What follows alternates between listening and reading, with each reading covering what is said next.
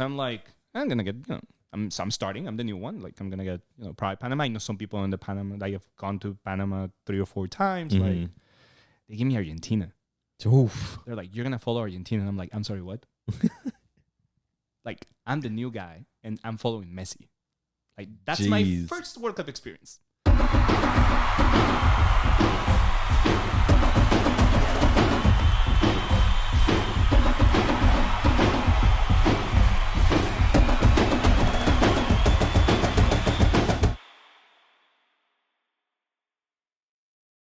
Yeah, welcome back, folks, to episode, actually, I don't even know what episode this is going to be, but to Goal Sighted, one of our first, actually our second official overall interview. The first one was our 100th episode.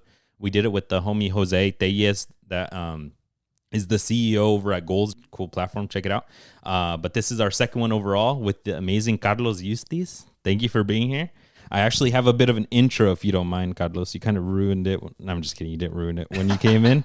But if I can, today we have with us sports anchor for Telemundo 48. Correct me if I'm wrong anywhere. Analyst and color commentary for Chivas en Inglés and the 49ers. Game day host with the San Jose Earthquakes here, de mi corazón. A friend, my partner in crime at the center back position. Cuando te da las ganas de ir. And Mr. Is There Anything He Can't Do? Carlos Yustis. Bienvenidos, man. Thank you for coming. That's really nice.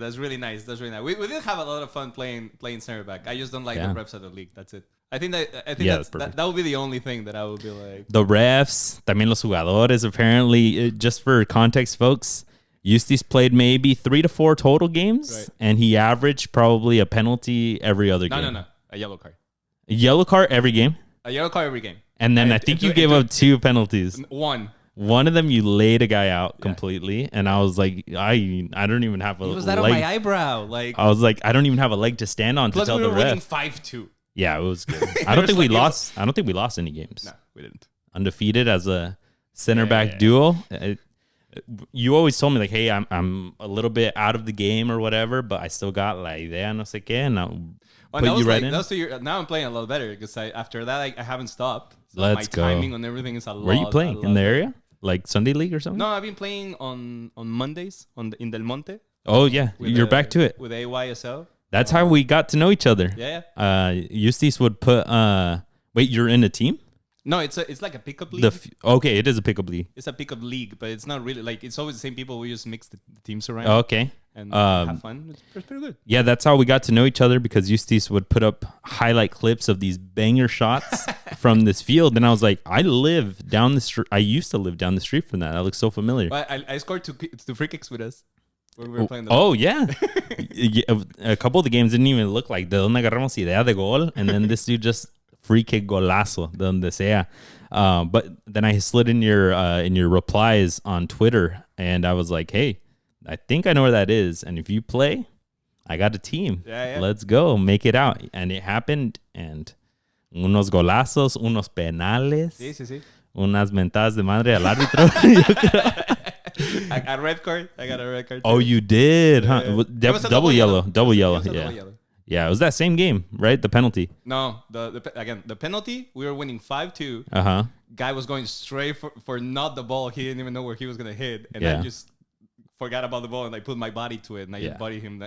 I remember you were like, I didn't even know what happened. I was just like... but you laid him out. And the other one, we won like 4-0, but then it was also almost at the end, they were kind of mad that we were like balling them. Yeah, that team is straight at me. That team is still alive and well and waiting for you to come back, but actually not alive and well. We've been off for about 3 months now because they moved us from Sunnyvale to San Jose, and then people didn't like the San Jose location, so now they're trying to figure out something, but we want a resurrection of Yustis with balls deep, hopefully pretty soon. We'll see. We'll talk about it. We'll put it on the contract. Love it. Yeah. My people talk to your people. We have so many people. Look at talk this. To my agent. Yeah. Welcome to the studio in beautiful Beverly Hills, California. No, qué bonito el ambiente afuera. The flight was nice too. The flight. Yeah. The limo you put me in. We'll comp it. Yeah, we'll comp it. Don't even worry. Just kidding, folks. We're in Morgan Hill, and he battled through Bay Area traffic to get it here, so we appreciate that so much. Yustis, if I could open it up with something, maybe I would ask you, because there is so much within that intro, like how would you describe yourself? What would be your elevator pitch as to like what you do and like what motivates you? If we could start with that. I think the elevator pitch, to make it concise, is that I am a sports analyst and a sports host. I've always said that I'm not. A lot of people think that I'm a journalist. I'm actually not. I didn't even study journalism, to be fair. So I'm a sports analyst. I'm a sports host. And what drives me is just the love I have for sports in general, specifically for soccer, right? Like, I grew up playing soccer. I grew up being in a very competitive environment, knowing a lot of the people that belong to Liga MX and are part of it. So it was easy for me to fall in love with, and it became my life. And when you're not a professional soccer player, but you still love the game, you got to find your way into the game a certain way. And I found mine, and I'm really excited about it. Yeah, you're telling us, look at me using our spare bedroom as a studio to figure out a way to get into. Hey, I started in my spare bedroom too. That's what it is. Ahí está. That's how you start there. And big kudos to you, because not only are you doing it in the soccer world, which I think you have a lot of experience on that we'll talk about in a second, but also moving your way into the 49ers. Yeah, I think that's really big, because like I used to think that I watch a lot of football. But then, like, when I talk to people on Twitter, and I'm just like, damn, well, I honestly don't know that much compared to a lot of other people. So big kudos, because I know that whole realm is a whole different beast with everything having to do with the 49ers, especially in the Bay Area. It's so huge. How's that experience been? It's been amazing. This is my 4th season. Unfortunately, it didn't go the way we planned it, right? But you also get spoiled. Like, I started with the team in 2021, and I did 2 NFC championships in the Super Bowl. Like, those are my 3 first seasons. Yeah, so, a little spoiled. So it's like you start to get spoiled. So then you get a season like this, and you start, knowing, like, kind of your losses in a sense. And especially because there was a lot of hype about it. Oh, yeah. And because the team was in a certain way built for it. But at the end of the day, what's really exciting is the fact that there is a platform for football in Spanish. I think growing up in Mexico, because at the end of the day, like, just my English it's a lot better than it used to when I moved here 20 years ago. But I grew up in Mexico. I'm a lot older than I look. I didn't move to the States till I was like 17 years old. Dang. So I grew up in Mexico City. I grew up watching football.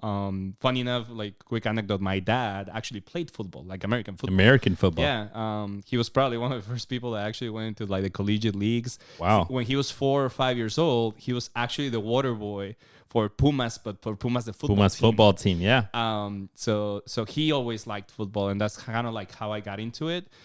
He never let me play it because of his reasons. I bet. The brutality of it, because that obviously exists. Mm-hmm. And then when I moved to the United States, I ended up playing flag football with a team that actually practiced and had a playbook. And so that's where I really got, like, my reps. Okay. Because I had no idea about a lot of things. And I was like, all right, hold on. You're asking me to play defense, and you're talking about cover 2 and rover and I don't know what, and, like, the soft cover. And I'm like, I don't know what the heck you're talking about. So they started teaching me. And I've never thought that flag football league was going to turn into a job with the San Francisco 49ers. Oh, yeah. So nowadays, like, I'm really grateful for it. I think working for a team is amazing. They do take care a lot of the Spanish content. Obviously, now they have the rights to, the market the rights in Mexico. So that also has helped to kind of make it a wider audience in a sense. But when we get, like, during the broadcast, we get these comments from people from Argentina, in Panama, in Spain, and they're like, wow, the NFL is getting a lot more global, like, day by day, and it's cool to be part of the NFL in a sense. Yeah, and I mean, we're seeing it more and more with the Mexico City games, right? And who knows how much further south they're going to go at that point. I was in Brazil I was in Brazil this year for the Eagles Packers. Yeah, and that stadium was packed. Was it at El Maracanã? No, that game was in Sao Paulo at the Corinthians Arena. Okay, it's a 40,000 seater, and it was really cool because the part that was interesting was that it was the Packers Eagles, but when you look at the stands, there was very few Packers and Eagles fans. It was just like a plethora of, like, every single jersey in the NFL. Just like, football lovers NFL that fans. have never gotten that experience, so they want to go in no matter who's there. Right. That's awesome. What did they chant? Well, I have a really funny story. So I'm doing field reporting, right? They sent me to be the field reporter, and kind of like what Erin Andrews does. Like, literally, I was doing the same job. And I'm standing there, and there's the first people sitting on, like, the first seats. There was a guy that was on a Packers jersey, a girl that was in an Eagles jersey, and then there was this guy that was decked out in full Buffalo Bills attire. Like, he has a Josh Allen jersey and, like, a hat and what I don't know. And all of a sudden, the Eagles score. He knew the lyrics to every single word of "Fly Eagles Fly," and I was like, "What?" And then the Packers score. He says, "Go Pack, go!" I'm like, "Okay, so he's just an actual NFL fan." He's just vibing. So everybody was vibing. Like I don't think they're at a point. A lot of the people who were in the stadium. I don't think they're at the point that they're making NFL theirs. They're trying to make themselves within the NFL. So they were making more of like all the things that the NFL already has. They were kind of not imitating them, but like being part of it for that specific game. And I think little by little, it will transform into more of their thing as things progress. That's awesome. No, I mean, to see that in Brazil and see that packed stadium was incredible. Same with the Mexico City one when the Raiders go down and everything. It's like crazy. Like they've been waiting their whole lives to watch something like that, right? My dad was a Cowboys fan growing up in Mexico, in La Ciudad de Mexico, and he told me it's because it's the very few teams that you see on TV. Right? It was the Raiders, it was the Cowboys, and it was the Steelers. Pick your poison. Yeah, and then the Niners. There's a lot of Niners fans. Yeah, Niners too. Obviously, it's because of the same era. I think like it's very easy in Mexico to know who's a fan of which team by their age. Oh, okay. Like if you're in your 40s, 50s, you're definitely a Steelers fan. Yeah. And then anybody that's in like their early 40s, like late 30s, it's either a Niners fan or a Cowboys fan. Yeah. And it's very, I think it's very obvious because the Niners played in Mexico against the Cardinals in 2022. Oh, yeah. Funny story there. I missed that game because they decided to make that game the day that it was the first game of the World Cup in Qatar. So it was like, so which one you want? And I'm like, there's priorities. I got to go one way. It was an easy choice. But you have a huge soccer upbringing as well, right? Like, yes, you've gone the whole route of football now, but we all know the history of you with the Chivas right now, with Chivas being the English commentator on those matches. But like, what got you into football at that point, into soccer? I know you mentioned that you moved as a teenager to Florida, but I know you got a story in Mexico. How you used to ball out. It's really crazy because, and I've told this story before. I'm a soccer fan because of a cartoon. Plain and simple. Which one? The Captain Tsubasa, Los Supercampeones. Like that's the reason why I turned into a soccer fan. My dad's a huge soccer fan. Okay. Huge soccer fan. Like, and I even call him a soccer groupie because he could meet a soccer player. He literally becomes best friends with him no matter what. Because they know. It's like Lo conocen. But it's like it takes advantage of it. It's like, oh, yo soy, no sé qué, and then they become friends. And next thing you know, you're like I remember being 5-6 years old, getting to the house, opening the door, and it's like Carlos Hermosillo sitting in my living room. And I'm just like, chilling. You're now coworker. Why are you? That's like, why is he here? Like, I'm sorry, what? But at that point, I was not really into soccer. Like, I grew up like from the age of 4 till the age of 9. I wanted to play baseball. Wow. I wanted to play baseball. Which is growing now in Mexico. But it was like, I wanted to play baseball. And even, because of my dad, there was a game that they played every Día del Trabajo, which is May 1st, like Día del Niño, Día del Trabajo, April 30th, May 1st. There was a game that it was comedians or comedy actors against sports commentators for baseball. They actually did like the preview game for the Clásico of baseball in Mexico, which is Diablos Tigres, or it used to be Diablos Tigres. So they would play that preview game, and it was like a 3-inning thing. And it was 2 innings for real. Like, they actually played baseball. And then the last one was kind of a comedy sketch where, like, there was funny plays, and there was, like, slow ball and whatever. So after the game, I got to be bad boy for one of the teams. Usually it was for Los Diablos. So I grew up being, like, between 6 and 8. I was a bad boy for them for at least a couple of games a year. So I wanted to play baseball, This is the first connection I had with a professional athlete. I'm looking at these guys. But then Captain Tsubasa comes around, or Supercampeones comes around, starts being on television. My dad obviously likes soccer. The World Cup in 94 happens. It's the first time that Mexico makes it through with a full European group, which hadn't happened before. So I get to watch Mexico, even though they lost to Norway. I get them beat Ireland and then tie with Italy. So in my head, I was like, oh, that's it. I'm Luis Garcia. like that's it, it's done. So I come over and I tell my dad I want to play soccer. I hadn't finished saying I want to play soccer, and my cleats and my jerseys and everything was put on me. And then from then it kind of like grew up. Like, it just became my life after that. I just like going to practice. I love playing, and I will play whatever at whatever time or whatever day. And that's how it started. But my love started literally from watching Oliver Atom, because I was like, I'm gonna be Oliver Atom when I grow up. That's so awesome. And that's interesting that you said Luis Garcia out of all the players. That era tu ídolo.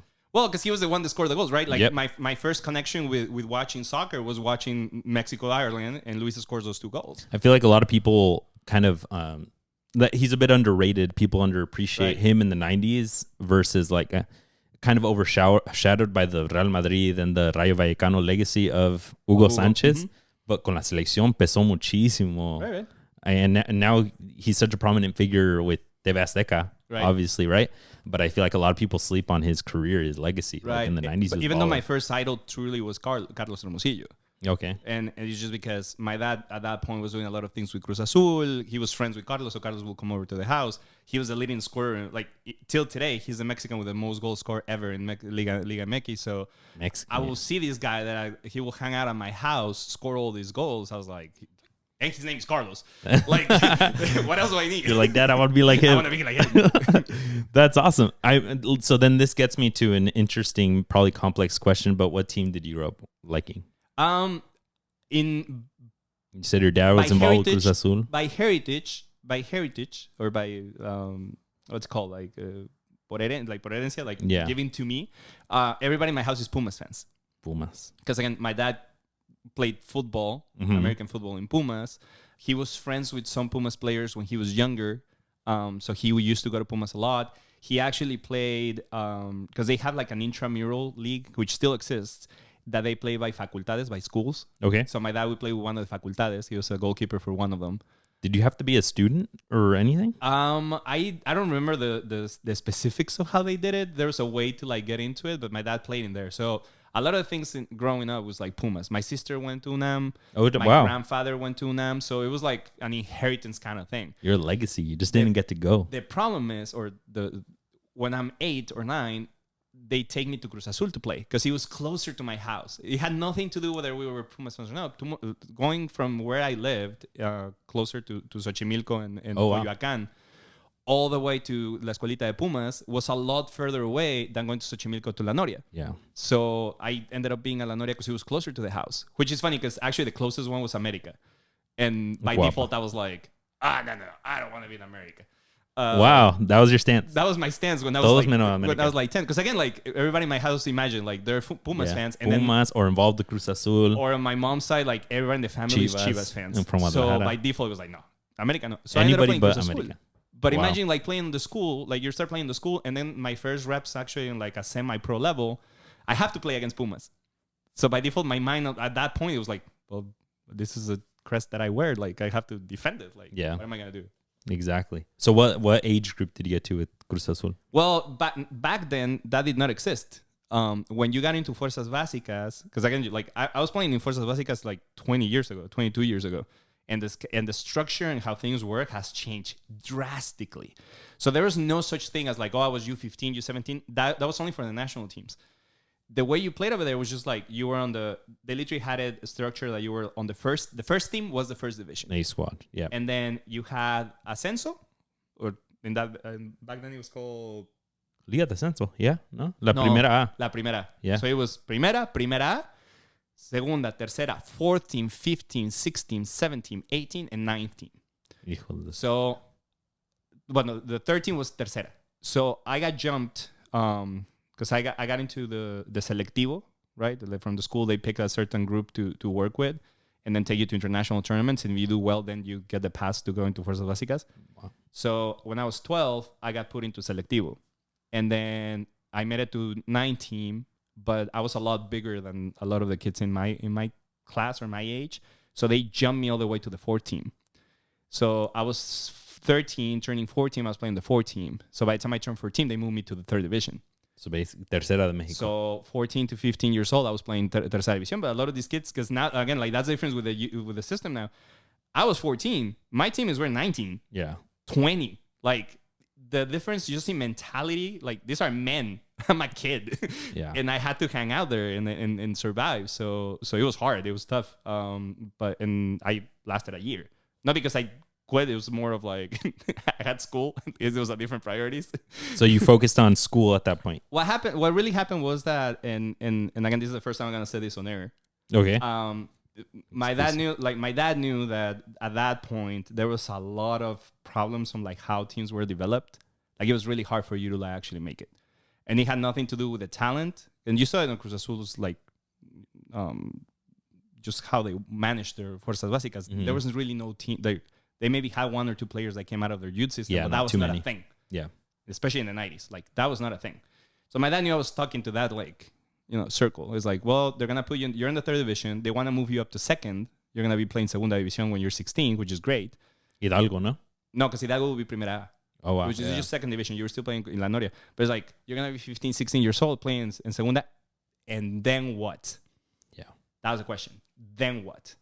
Because now you're going to get into the circle that they're not going to move you up. And you're going to be playing Segunda for like 2-3 years. You're going to be 19 and you're still in Segunda. Yeah. So, ¿para qué? And I had a scholarship to El Tec de Monterrey. So it was like, are you going to lose your scholarship because you're going to be stuck here trying to break through to the Primera División when you're 17 years old? Like, that's going to happen. And that's why I stopped playing.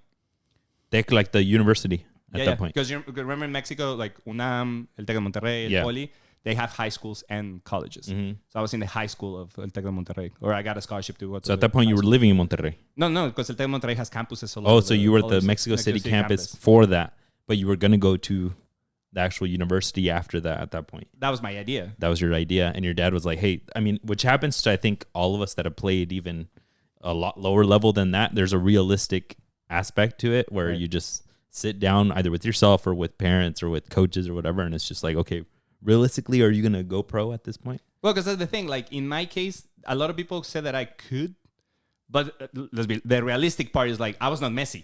Yeah, because that's the difference. Like if you're somebody like that, then your career is obviously like already put in front of you. Like don't waste this time that you have. You'll know by 16, by 15, right? You're like very good. Yeah, but that didn't mean that I was extraordinary. Okay. And that was kind of like where you can get stuck. So then you said by like 17, you moved to the U.S. Yeah, I was 16. I was turning 17, and I moved to Miami. And at that point, you were just not playing anymore. Well, I played high school, obviously. Okay. I played high school. I had problems playing club because that's another thing that has changed. Because now every single professional team has an actual like lower academy. Division system, an actual academy. That did not exist. You got to go find an academy that was close to your home or even not, and that was a good level, and then you had to pay and get in and this and that. And because I grew up in Mexico, I did an extra year of school for my English. Okay. So I was older than everybody else.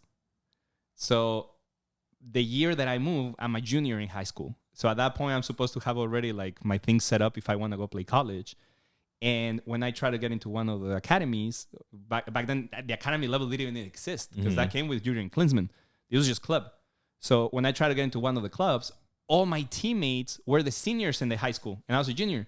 Oh. So it's like, okay, well, it's good for showcases and whatnot, but these guys had already been picked, so they didn't go to the showcases.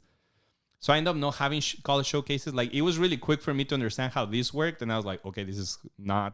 Like, this is hard. Mm-hmm. I convinced some college coaches because of my background to come watch me play at the high school.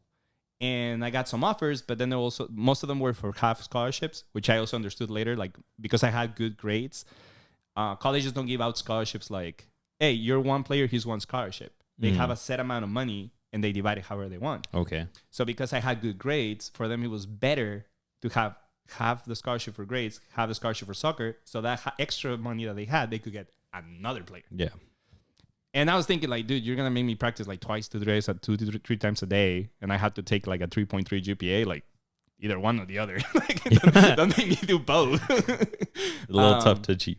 So I ended up having a full ride scholarship for grades at Florida International University. Ended up not playing college soccer, which also intramural, anything? Intramural, yeah. Well, I started coaching. Okay. My high school recruited me to be a coach. So as like a 18, 19, 20-year-old college kid, you were coaching varsity at your old school. I was the assistant coach for the varsity and the head coach for the junior varsity. Oh, wow. And that first season, we won states, which it was weird because I had been a senior the year prior. Yeah. And we knew, like, we were a very high-ranked school. Actually, my school my ex-high school right now is ranked number 1 in the nation. Wow.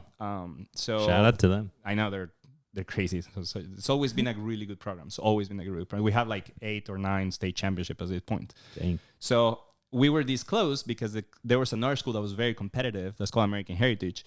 We were playing always against them, and everybody knew that whoever came out of that was going to be the state champion. So my senior year, I actually got an MCL sprain on the region final against them. Wow. And we lost 1-0. So then the next year, even though I was coaching, but it was just most of the kids that I had already play against, I kind of knew what to expect.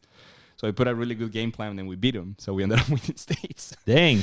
You were back? Or you were out with the MCL spring? No. Like that was when I was coaching. Oh, okay. I was out my senior year. So that was it. Like that was my last high school game. But then I came back as a coach the next year and we won states. Nice. Then I moved to a separate high school because I coached for like 12, 13 years, high school. Okay. I coached some club, but I just didn't have the time to travel, especially because I started working on television when I was in my sophomore year of college. Oh, wow. So once I picked up there, it's like, I don't have time to do this. Like, I have some time to do this, but not the whole time to do it, like fully like travel and go to these showcases. And like, that was not a thing. But I stayed in the high school level for 12 or 13 years, and we won another state championship in a different school later on. So even while, so once you got further in your college career, you started getting into the entertainment world, everything having to do with media, and you were still coaching. Yes. Kind of part-time-ish. Yeah. It was weird because I always tell the story that I'm a terrible example of how I came to do this because I ended up doing this by chance. Okay. Like I had never thought about it. I actually went to school for film. Like in my head. What did you want to do with that? In my head, I was going to direct the Avengers. You were going to write them. I was going to direct them. Like, direct them. I was going to be on that green screen telling Chris Evans, now you're going to jump from over there and you're going to tell Thanos this. Like, I thought that was going to be my life. I can see like a Wendy Derbez movie. Like maybe. Instructions not included 2.0 or right. something. At the end of the day, like I wanted to be a film director. Like, okay. That's what I was going to school for. I was studying photography and like, which funny enough, a lot of those things have actually transferred into what I'm doing nowadays. Does that work? But I was studying photography and like how to use cameras, how to edit, like all these things, which was part of like my training to be a film director. And then, but I kept playing. I kept playing here and there, just like I met you. Like I always played in leagues, I played in places, I was coaching. So I knew a lot of the local scene soccer people. So I ended up going to a game that I invited my dad. It was a game. There's a guy from Radio Caracol, which is a very famous radio station in Colombia. Some of the, I think it was a guy. It was a very famous DJ. He had just passed. They were trying to gather money for his family to take her back, to take the person back to Colombia. So they made it this game where it was like Radio Caracol against Univision with their commentators and the actors for the novelas, because back then they were actually doing novelas in Miami. So I invited my dad. And they were like, the actors are not very good, so can we get a ringer? Like, can you ring your son? So I went to that game. And that day I met the executive producer for the games in Univision. Oh, wow. And he asked me, like, what are you studying? And I'm like, film. And I was like, why? Have you thought about doing sports and television? And he was like, a bulb went on. Like, oh, you're like, right. Now I did. Right. Like, there's somebody who does that. Yeah. So long story short, he recruited me. They gave me my first job as an associate producer. I was the graphics producer for most of the games. So whenever you've seen, like, I don't know, somebody scored, like Chicharito scores, like, Javier Hernandez, 2 goals in the third goal of the season. I was in charge of creating those. Whoa. Not physically, but like producing them. Like, the goal was scored by number 14 in Chivas. His name is Javier Hernandez. Okay, that's right. Let's do goals, blah, blah, blah. Animated. Push it. That was my job. That was my first job. Nice. And I did that for 2 years in Univision. Funny enough, I finished college and then I left Univision. Like literally when I finished college. And that was the end of your Univision career. That was the end of my Univision career. And I went back to coaching for like 4 or 5 months. And then Telemundo called me to ask me if I knew someone who was doing that job and that was somewhere my age. And I was like, how do you get that connection? We were playing together. Somebody from Telemundo played with you. We had a team on the weekends on a Sunday league. Actually, the game was from Galavisión. Like, oh, wow. The uniform said Galavisión. Damn, just bringing different networks in. So the uniform said Galavisión, but it was producers from Telemundo and Univision together. Because that rivalry thing, like, doesn't exist. We know everybody. Like, we're all friends. They're all homies. It kind of stays somewhere on like how the ratings and those things were, but the reality is at the end of the day, like we all go back and forth most of the time. A lot of people have work here, work in front. So we had a team together. So that's how I met him. And the guys asked me like, "Hey, we're looking for a guy that kind of has like your same profile. Like, do you know somebody? Do you know somebody? And do you have a brother?" I was like, "Yeah, me." Like, I thought you were in the division. Nope. And I started in Telemundo. That was 15 years ago. Dang. What was the first role? The same one. The same role. Make some graphics and push it live. Yes. Let's go. That was the first thing I started. Then I moved from that to doing. It's called the rollouts. So if you ever go to commercial, like especially in the NFL are more obvious, like every time they go to commercial, you know, like that like set of replays that are like of the last touchdown or celebration, whatever, I will produce those live.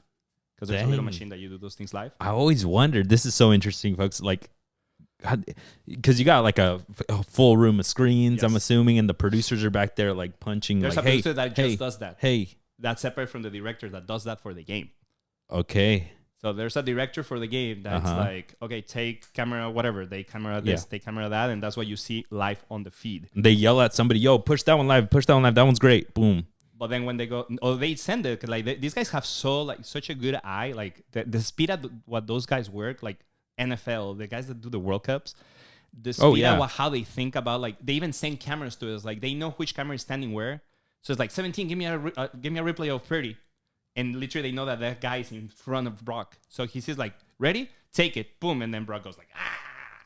Dang. Like, they have the timing for those things. Yeah, it's crazy. The play, like, the players aren't even up yet off of the ground. Right. And then they have, like, the highlight of, like, Mbappe, like, running, like, offsides or something, right? And you're like, well, that's a separate producer. There's a producer that is in a different room with these machines that roll back on the replays. Yeah.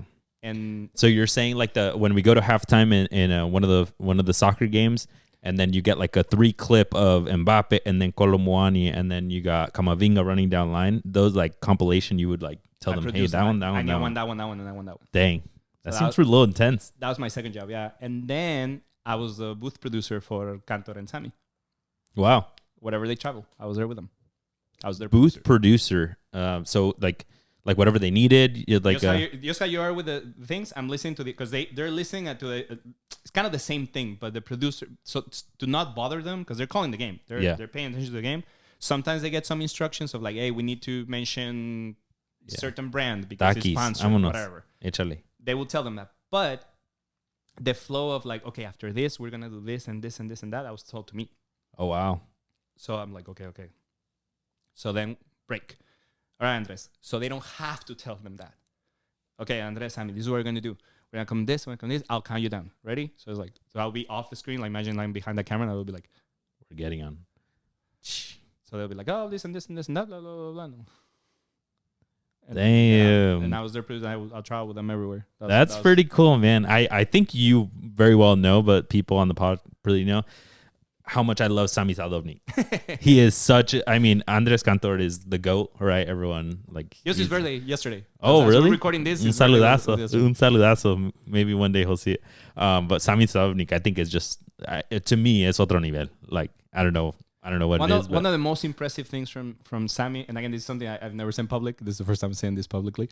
One of the most impressive things from Sammy is that you tell Sammy, hey, Sammy, I need a minute 25-second analysis of Mbappe.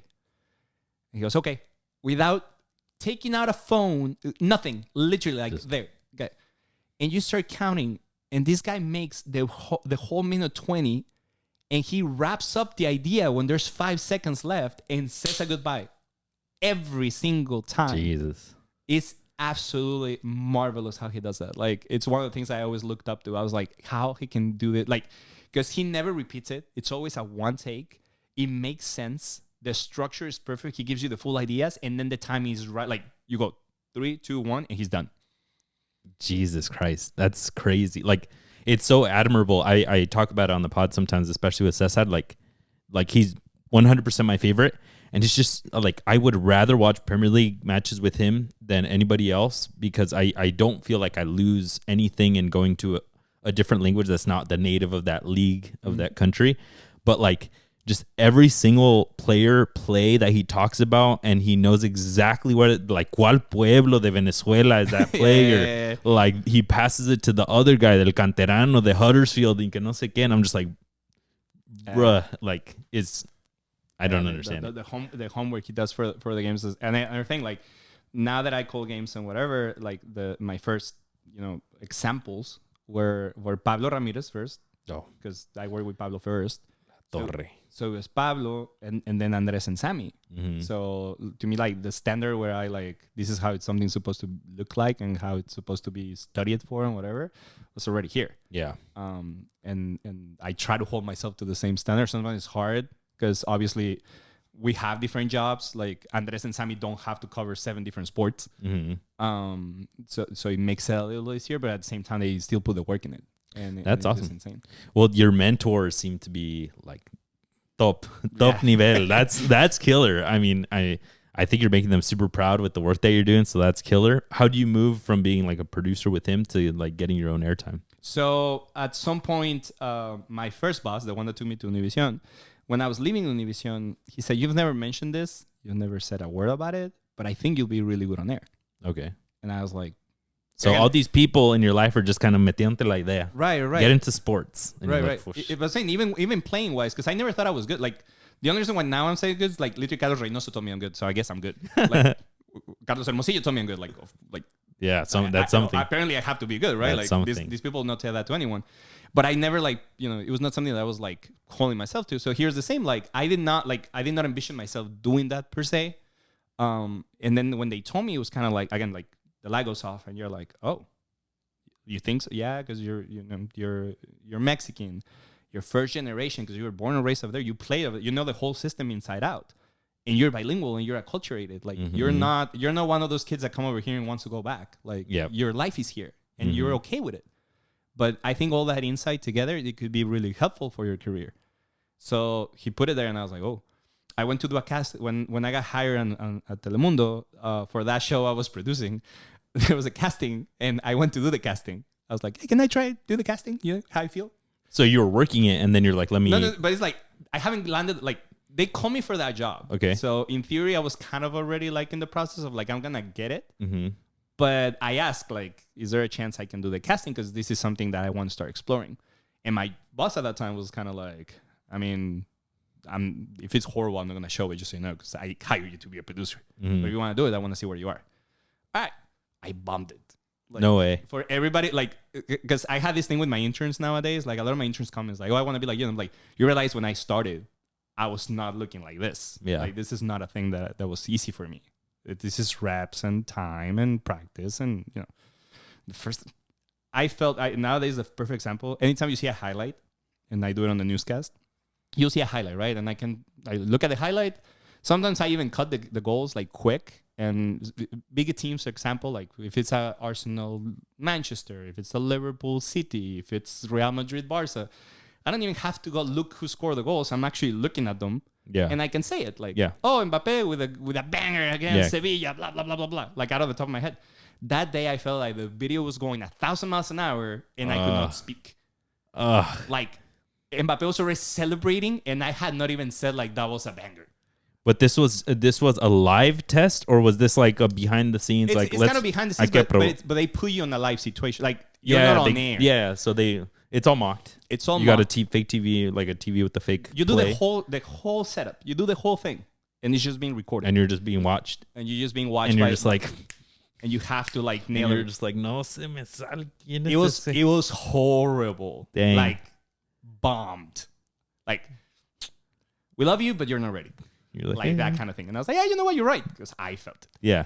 So then I went to take voice lessons, some acting lessons. Wow. Some reading lessons. Because reading the teleprompter is a lot harder than it looks. Because you have to like actually like feel like you're naturally reading. Which is naturally not something a lot of people and can fast. Do. That's very... I've learned now with time. For example, in English, one of the things I've struggled with or that I'm getting better at, if I'm doing television in English, I have to read a lot slower.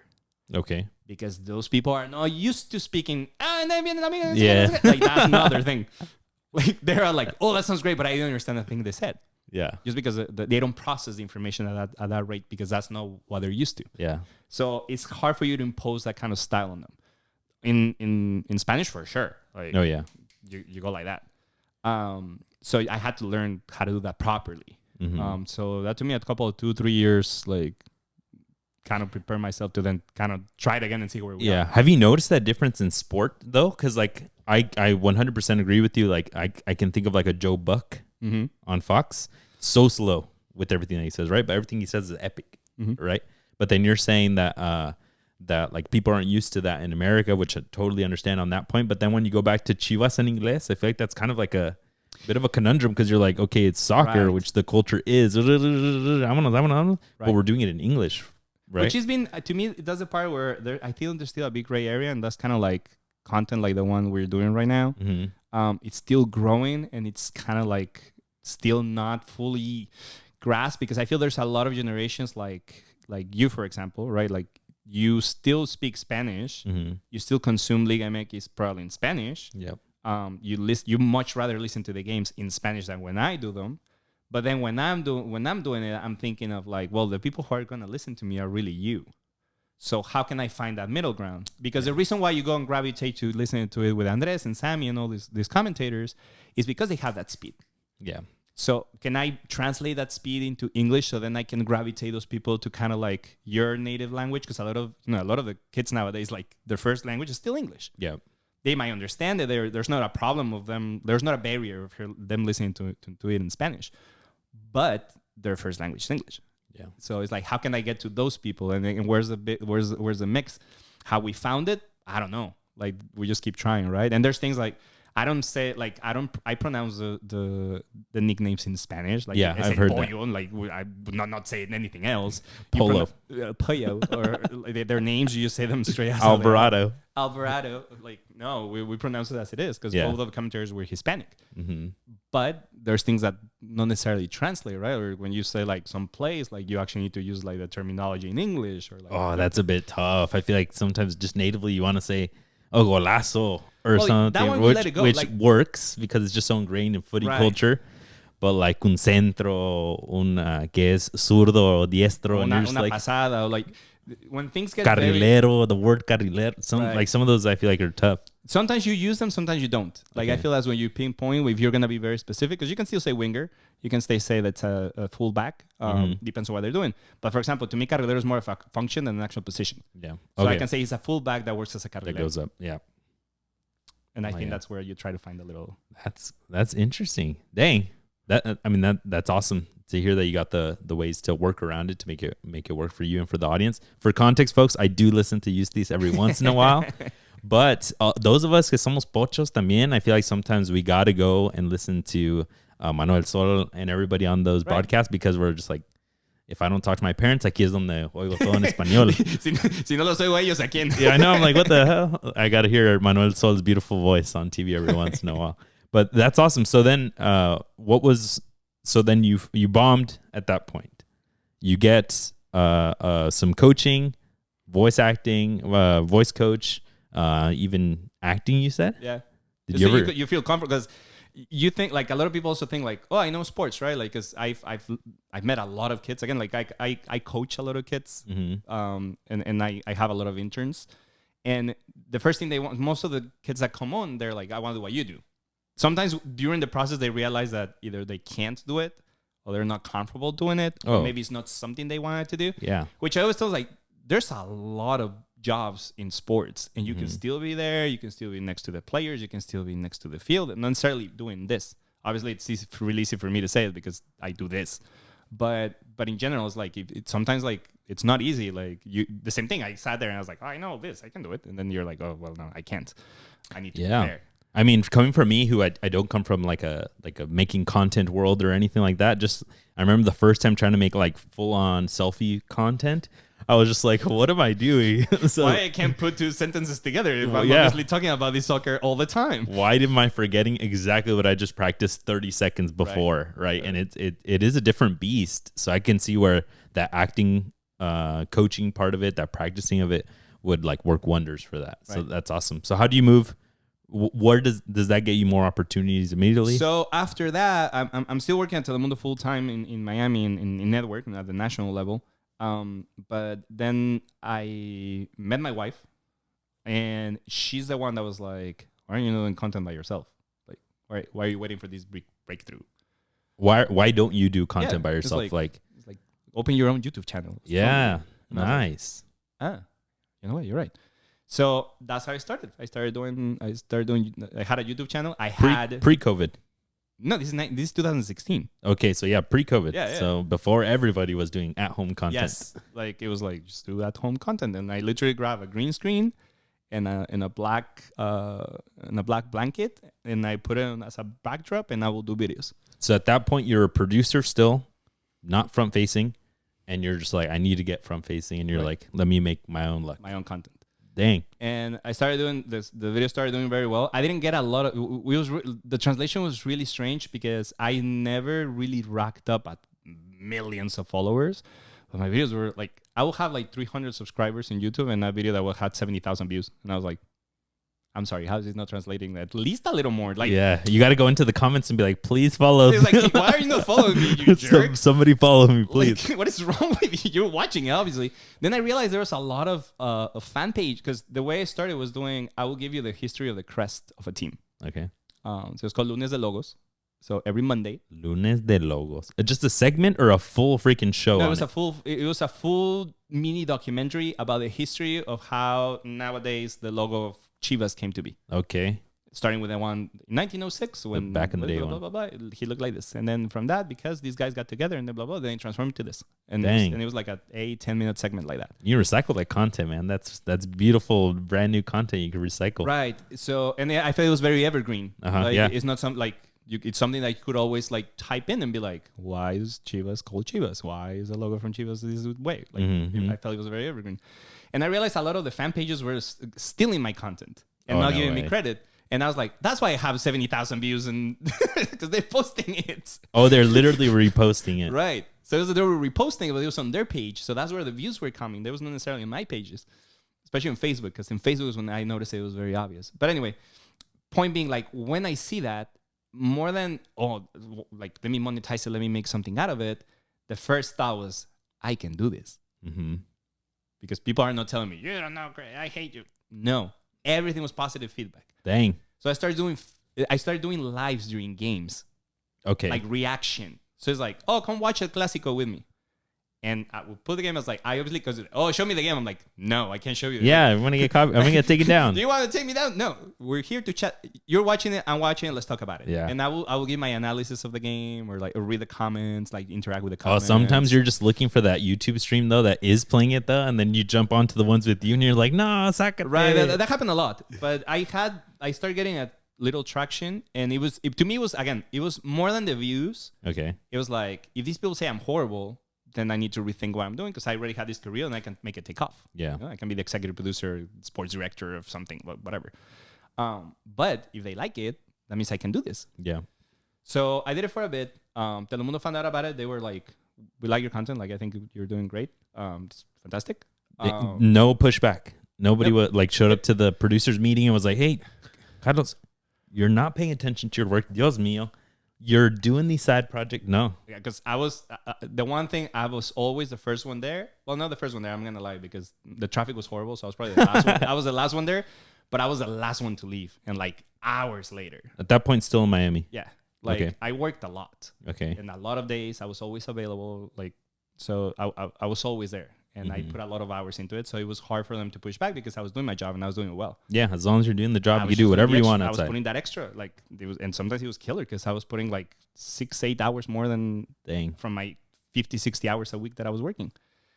But I wanted to do this, and it was like, pushing. It was hard to find. It was hard to find a rhythm at first. Like don't get me wrong. Like, finding that formula to actually do the videos was like fights with my wife. Like, you're not doing anything. You're taking too long, and this and that, and blah blah. Until we kind of like found out, and I was still working. But when we get the rights to the World Cups in 2015, the first World Cup we get was a U20 World Cup in New Zealand. Dang. And that U20 World Cup, the games were like at 2:30 in the morning, 3:30 in the morning, and most of them were gonna be online. Like, they were not even gonna be on open air television. So they were looking for somebody to call the games, and I was like, let me do it. I begged so much, and I bothered them so much for like 6 weeks until they let me do the casting. And they let me do it. And they're like, you get 3 games. I think they gave me like 3 or 4 games. The very first one, which was not from that World Cup, the very first game I ever did was at Guatemala, Bermuda, from the third round of the qualifiers from the CONCACAF. By myself. Just you no talking, commentator. No commentator, no analyst, me calling it and commentated by myself. The game ended 0-0. Oh my God. Did you know a lot of players beforehand? I had to study. Again, like, the one thing is that once I found out I was doing that game, I showed up to that game like I was going to call the final of the World Cup. Like, yeah, I bet. That's your first chance. You're like... But it's tough. Like, I've never done this before professionally. The game is not giving me a lot. Like, I tried. And you have nobody to riff with. Right. And then on top of that, I had to produce it on wow. tape delay. So I call this game live on the app, like on internet, and then I had to go into the studio or into the control room, separate the game into segments, and produce those segments with my voice on it. Dang. I did it fine enough that they were like, right, now here's the U20 World Cup. Again, everything's online, everything's on the website, and at that point, it was still like streaming was kind of just starting. It's not like nowadays that is very common. And I remember we did a Fiji against Myanmar. And So exciting. forget about that. Fiji, okay, you could find stuff. Myanmar, the only things I could find from these guys was in Burmese. You know, Burmese is actually not even written letters. Dang. Like it has its own specific glyphs. So you were trying to do the research, you found some, but it wasn't even It was insane. literate Right, for you. this is what I had, so I'm gonna go with them. Like we're doing it. But I was so hyped about doing the game that I like to me it was like the final of the World Cup. So I do those 3 games and they're like, okay. And they gave me 40 more. And I did the U20 World Cup, the U17 World Cup, and the Women's World Cup of 2015 in Canada. Dang. And back then, I was probably the only person in the whole department that was actually following women's soccer. The catalyst. Getting it started at that point. So it was like, man, you know everyone. Oh, yeah, because she plays in the NWSL and she plays here and this and that. And, oh, she plays in Olympique Lyon and this and that and blah, blah, blah. So it was like, man, you know everyone. So at that point, I was like, I'm ready. I'm ready.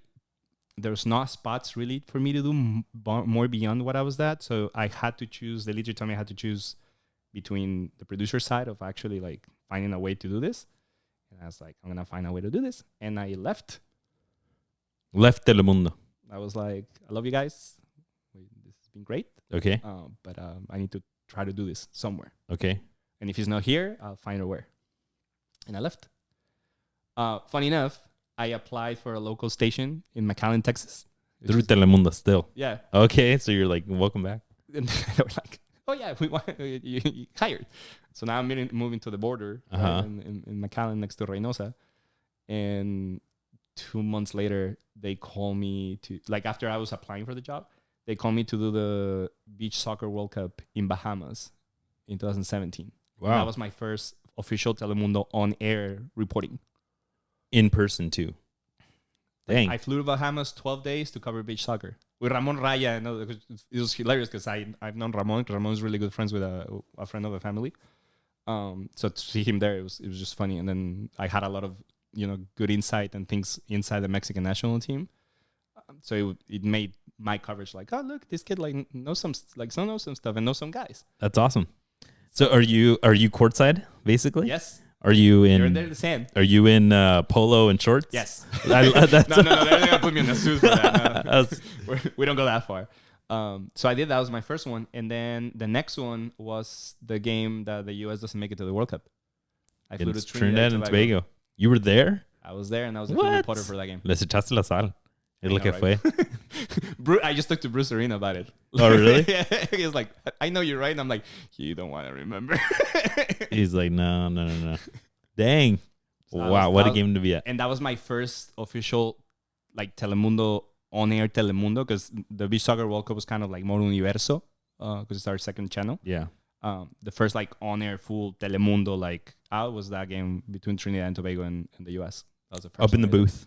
Then No, I was in the field. I was a field reporter. I remember seeing you.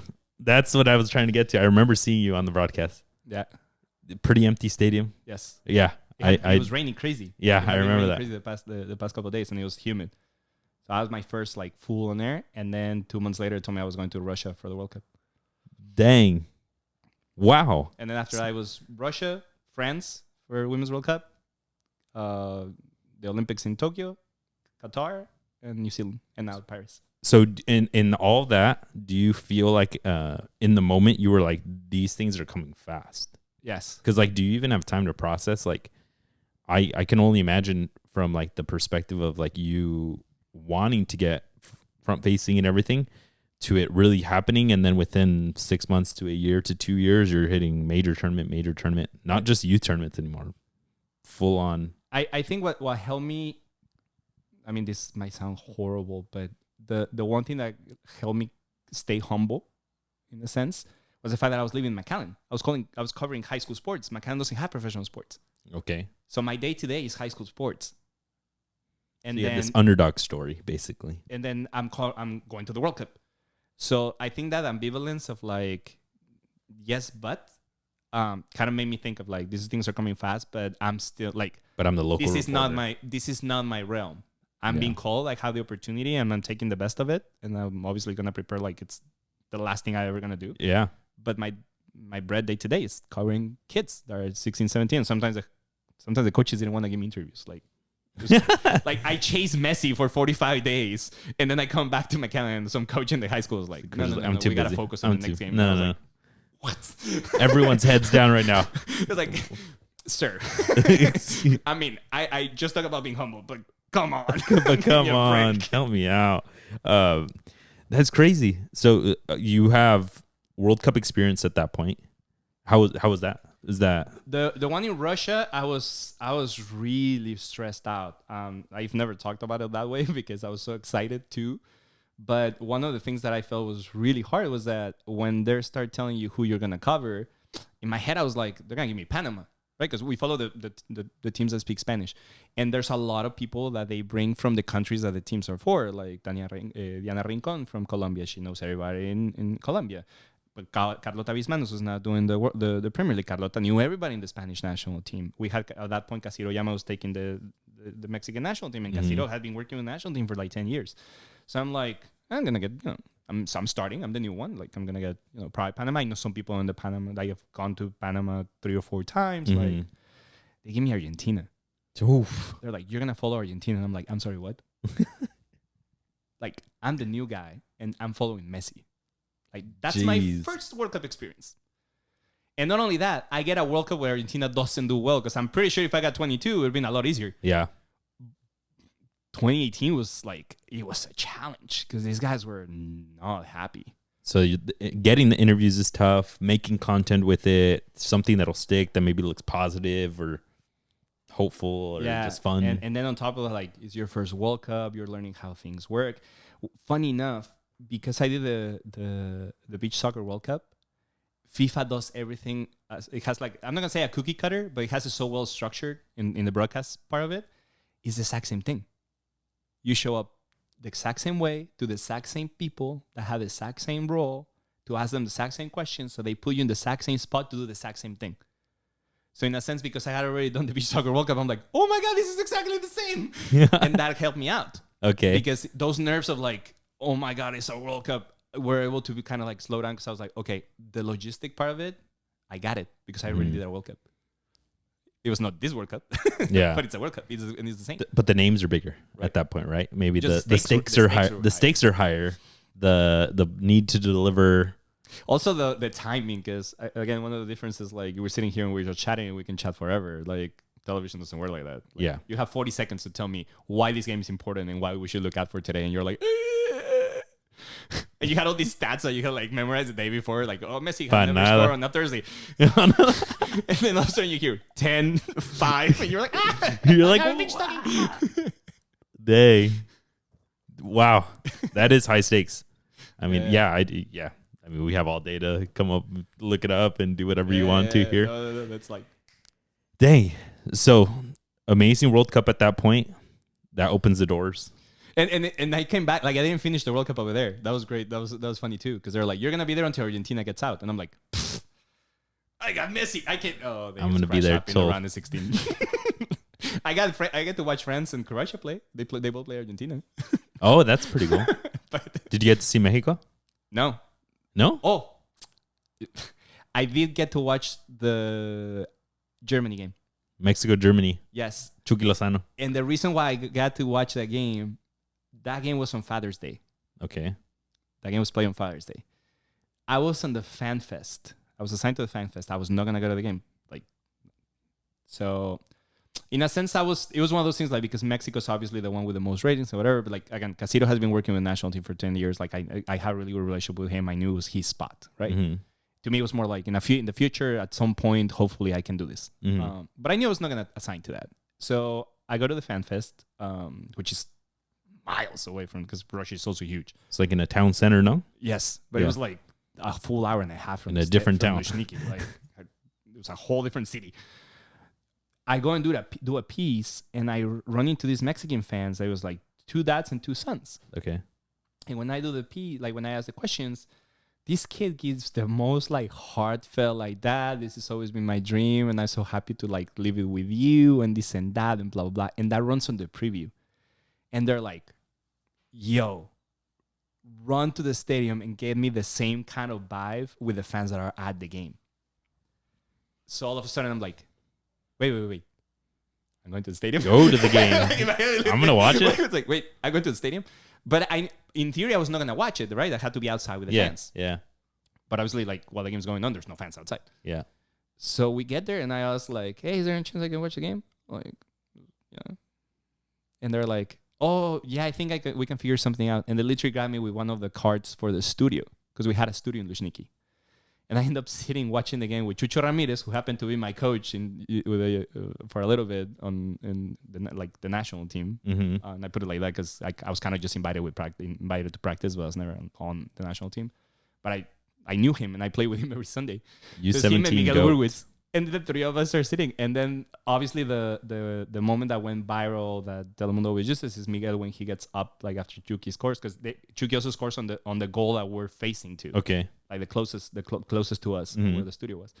So the one that was like Miguel throwing the headset and like jumping like by himself. But the follow up to that, Chucho's there with his wife, who's unfortunately not with us anymore, and me, and the 4 of us just run and like jump and like hug each other.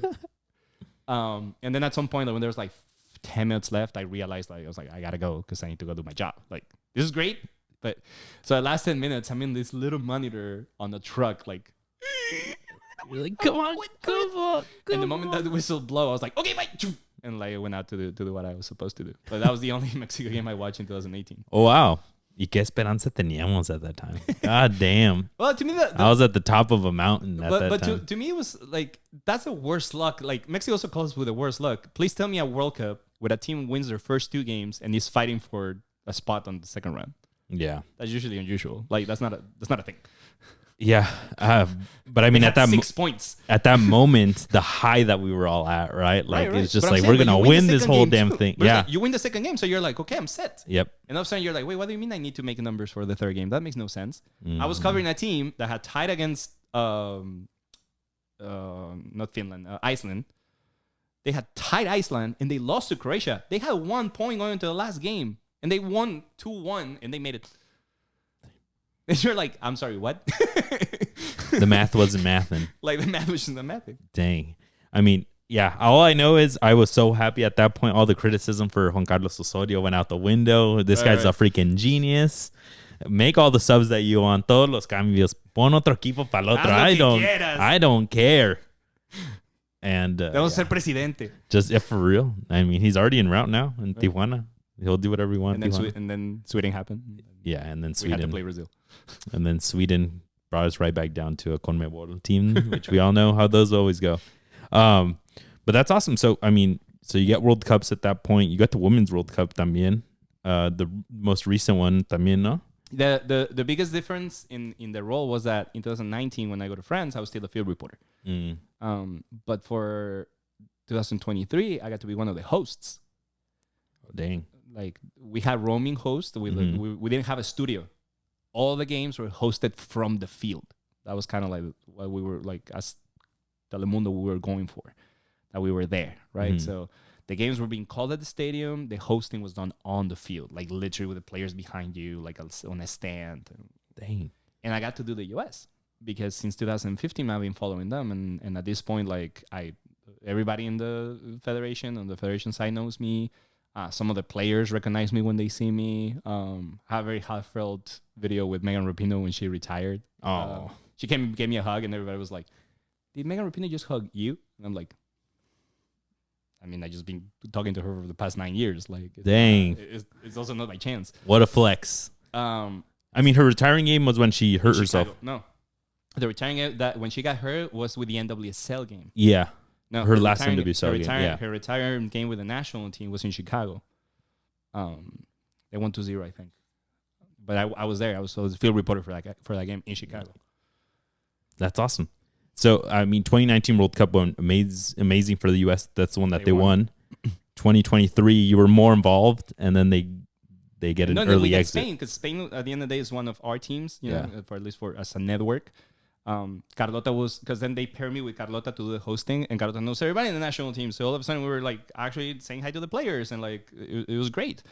Unfortunately, what happened the day of the final, and then obviously everything we found out in between. But as an experience there, kind of being kind of outside from that bubble and before finding out what happened, for us it was great, because it was like we had one of our teams making it through. Yeah.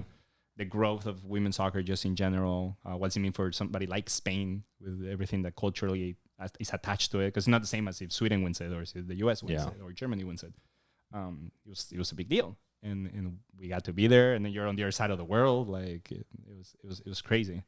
Yeah, I mean, huge kudos to Spain. I mean, I feel like these last two World Cups and the expansion to NWSL have just grown the women's game so much. Like you're just hearing like everybody rave about these ballers, Aitana, and then Trinity Rodman now freaking like breaking every glass ceiling possible. Now she was even on Call Her Daddy, like on a huge American podcast, like just unraveling her whole life. Like it's amazing to see the women's game. I actually have a little shout out to grassroots coverage of women's soccer. Women Kick Balls is a really cool YouTube channel with NWSL that we met at a conference. But it's great to see it grow. And I mean, you've been at the forefront of it. That's been killer. Yeah, I mean, and I got involved because the first thing that really kind of like pulled me to it was when I moved to the US, women play soccer. Like it was like, oh great, women actually play soccer. So I became friends with them. Like it was like the best of both worlds. Like everybody in the soccer team on the boys side and the girls side at that point, because we're in high school, we will hang out together because we could practice together and we could play together. And then I had a co-ed team, and a lot of like one of my teammates, she was on the U23 national team for Canada. Dang. So because they were doing that, I got even more involved with it, because he was like, oh, because my friend is playing on that team. Oh, and she played with such and such. Oh, yes. And she played with, she plays in here. And then one thing came together.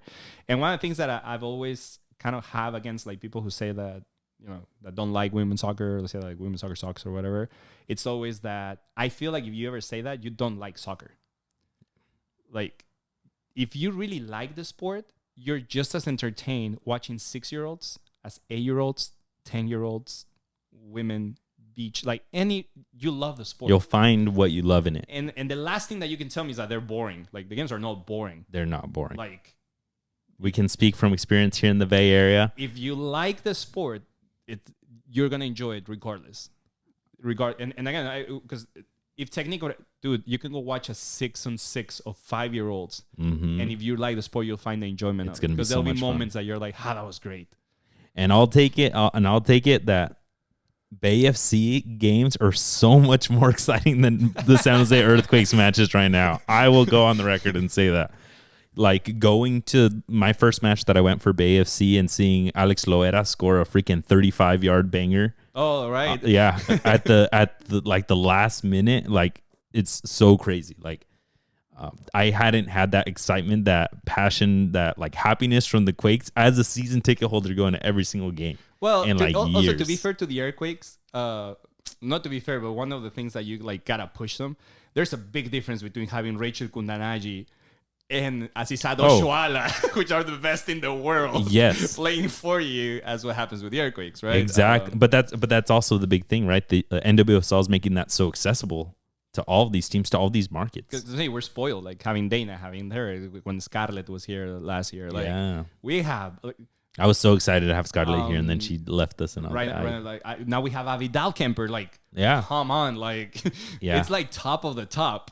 This is not just like any players. They're like the best players, and I think that that speaks very well to like the project of AFC, how they're trying to shape it, and hopefully it keeps growing. It's hard because it's such a league where everybody's good. Every side is star-studded. It's not just AFC. Like I actually did a road trip up to Portland last season, and then ni me di cuenta that when we pulled from the coast into Portland, proper Portland, our hotel was a 5-10 minute walk from Providence Park, and it was the day of the Thorns' season opener. Oh, nice! This past season against Gotham, and me and my wife were like, everyone, like we look out of our hotel, everyone's walking with the gear. We're like, should we go?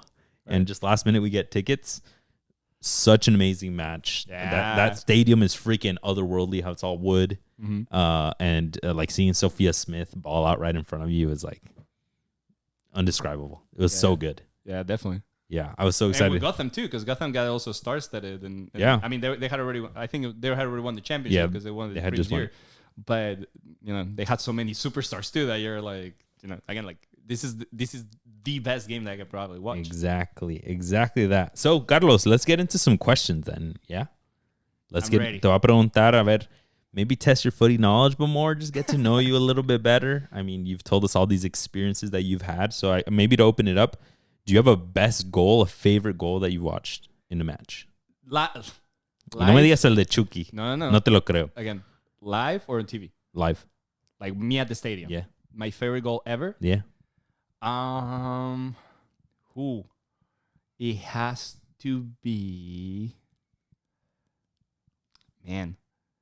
I'm going to give you 3. Fair enough. So, Luis Chavez's goal against Saudi Arabia. Oh, yeah. Again, amazing high that again, just like, got ruined. Just being able to be there and like actually watch Mexico win the game in a World Cup, right? Regardless of the situation and how everything ended up, it's just like being there. It was like and again, like that's kind of the pride talking from it. Messi and Mbappe in the final. Wow, I mean that goal from Mbappe, the scissor kick live, like. I keep telling people, like, you probably see it, like, even in slow-mo, you can tell, but it's like, Mbappe was probably, like, 3/4 of the field when he asked for that ball. Because it was going to get swerved from the other side. He was probably, like, until he was, like, this much of the half field. He says, like, just send it. And the time that took for him to run from where he was to the edge of the box was, like, 0.2 seconds. Then that ball goes. And as he's running, he's already throwing himself in the air like this because he knows that's the only way he's going to hit it properly. And then that thing curves and like you don't even see it. It's like, and you're like, what in the world just happened? What a performance by him! That whole match. That again to be in that final live, it's just like I don't think I can top it. Like, I could do 10 World Cups from now on, and it will never be the same. Yeah, that ending. And the other one will be Luka Modric against Argentina in 2018. ¿Cuál gol fue? They were playing Nizhny Novgorod. He gets that ball. Right outside the box and hits it just like down, like short and down. Oh yeah, I do remember. Dang, I think live those 3 will be like the top. Nada de las Chivas. Well, I haven't seen Chivas live that much. Oh, true. Because that's why I ask you. It's like me at the stadium. At least you threw in Luis Chavez. That's good. Yeah. Damn. No, but I mean that was an amazing goal. I mean all 3 of those amazing goals. Your favorite interview that you've ever done? My favorite interview that and also maybe piggybacking off of the last one, did you call any of those like live color? No, I was a field reporter. Field reporter for all those because I was gonna ask. Not for the final. Was there a goal that like tripped you up? That like I just saw that. Oh my! I can't even. How do I describe that? Well, the advantage that I have is that since I don't do the play-by-play. Yeah. Even if that happened, I have some time to think. I have the whole like. Yeah. What am I gonna say? And then they'll like bring it over to you, and you're just like, I'm cooking it right now. I'm ready. Yeah. Okay. So then, favorite interview you've done? My favorite interview I've done. I'll have to say Megan Rapinoe, and the reason why I say that is because in 2019, for that World Cup, I don't know if she had that run up like she bumped heads with Trump on Twitter. Oh yeah, and she had that video of like I'm not going to the bleeping White House. So that happened before the semifinal against England. Mm-hmm. So throughout the World Cup, even though the press officer is really good friends with me and like he gives me everything that I need, he was kind of like favoring somebody a little more than others, and I was kind of like, yo, like I'm your main host, like broadcasting the U.S. in Spanish, but you know we're the ones that are here that are paying attention, this and that. And he's like, you know what, you're right. So that had just happened, and I was like, I want Megan. Damn. And he's Con like, esos huevitos. And he's like, let me think about it, right? So he tells me, if we beat England, I'll give you the interview. Between that and then the France match. Yeah, because there's 3. No, they play France Netherlands. Oh no, France was a quarterfinal. yeah. So between that and the Netherlands final, and I think it was it was before the France game and England. Mm-hmm. He's like, if we make it into the semifinal, I'll give it to you. I'm like, perfect. And this had just happened. So he said they obviously make it, and he's like, you got it. We're gonna make it at the hotel, this and that, blah blah blah. Okay, cool. So I show up at the hotel, and obviously, I've been by myself the whole World Cup. Like, I am probably one or two cameras there. Like, Fox was there, obviously. Mm-hmm. They cover the... So, the English broadcast is there. I'm there, and some couple of, like, internet, like, BBC and, like, Sky, some of the big ones are, like, there. Nobody else. This is not, like, in the Men's World Cup that you're, like, pushing each other. Literally, like, you could talk to the players for, like, an hour for mix-zone. No one's there. That day, everybody was there. Because of her. There was like 40 cameras there waiting for interviews. And they were all waiting to when's Megan going to come out. And I knew the interview was mine. So they actually made me like push myself. It's like, guys, we're going to push it like all the way over there because we're not even going to walk her to here. We're going to walk her from over there. Long story short, without giving too much details, they even tried to take the interview away from me. And he put his foot down and said, no, Megan said he wants to do it because Carlos will be the only person that is going to focus on the game. Let's go. Talk about soccer. I still, like, I told him, like, I still need to, like... Yeah, because at that point, all the tweets like, and stuff were all out. I will also be, like, very naive, and it will be really bad from my part as a professional not to ask something about it. To like, braze over it and just be like, whatever. We have to address it. And he's like, I trust you. You figure it out. What question did you ask to address? So I told her the way we addressed that was, so throughout your career and at the beginning of this World Cup, they've told you that no one cares about women's sports, but apparently they're important enough that even the presidents are paying attention, aren't they? And she just went off. Yeah, I feel like that's so great. You're just like, here's a softball, swing if you want, if not. And again, like I trusted the fact that like. She is very confrontational. She doesn't shy away. Yeah, she's not gonna not do something. So she's says, hey, because this guy and this and that and that and that, and we're in the place, we're a country, blah, blah. And then the rest of the time we talk about the World Cup, her career, how the World Cup is going, the growth, like because I felt like in France was the very first like boom of like like this feels like a World Cup. Mm-hmm. It was huge. So we talk about it, and then when we finished, my camera is like, they gave you half an hour, which usually they give you like 10 to 15 minutes. Mm-hmm. So that was like probably like till right now is like my highlight of like, damn, you landed that and you did it. That's awesome. And then she scored a brace in the final, right? Because Rose Lavelle scored one and she scored a penalty, right? Something like that. No quedaron 2-1, and then I thought she scored the brace. On the final? No, because I remember the final. I remember Rose Lavelle's goal clearly because she runs through the middle and she hits it with her left. Yeah. I don't remember. She might have scored the might have been the confusion that I'm doing with France. That it might have been that match then. In France, she scored both. Yeah, exactly. That's what it was. Damn, I mean, dude, what a resume! Like, what a thing to put on your resume. And I mean, for her to call you out like that and be like, I know he'll be good for it. That's awesome. Mm-hmm. That speaks a lot. Your favorite Liga MX player growing up? Carlos Hermosillo was by far my favorite. I mean, not a defender. Well, yes, but the thing is, Carlos spent more time because obviously Rafa Marquez was kind of like my mold, like I wanted to be like, but Rafa really played only 2 years in Mexico. Mm-hmm. So as much as he will be a Liga MX player, like, nobody thinks that Rafa Marquez is like, oh yeah, the guy that played in Atlas. No, everybody's like that guy that played in Barcelona. Yeah, like, but if he was a defender growing up before Rafa existed, I think Duilio Davino would have been my... Wow, yeah. And this pre-America, because Duilio at that point was playing León, and then I think he played Monterrey. Maybe, before going to America. Yeah. There was a lot, like, again, like, when I was little and I was kind of, like, developing whatever, people told me, it was like, oh, there's some similarities between, like, how you play and how he plays. So I kind of, like, had it as a reference. But obviously, Carlos, like, had all the... Puro hachazo, huh? Claro. I thought you were going to say Pio Herrera. You cannot play, be a center back and not hit people. Like, yeah, and especially de la Escuela de Mexico, if you came from over there. I thought you were gonna say Piojo Herrera. Piojo was our neighbor. No way. Piojo was my neighbor, and Oscar Perez was my neighbor growing up, and Raul Gutierrez was my neighbor. Conejo Pérez, Oscar. Yeah, No. and Raul Gutierrez was my neighbor growing up. El Potro. Yeah, we all lived in the same like area. Jose Luis Sixtos that played in Cruz Azul too. Dang. They were all live around the same place that we lived. So my dad knew them, so we'll see them all the time. We'll talk to them a lot. So the one thing that's kind of surreal for me is that literally, like, when I go to Qatar and I'm the main reporter for Mexico, it was my first time doing it. My two analysts are Conejo and Piojo.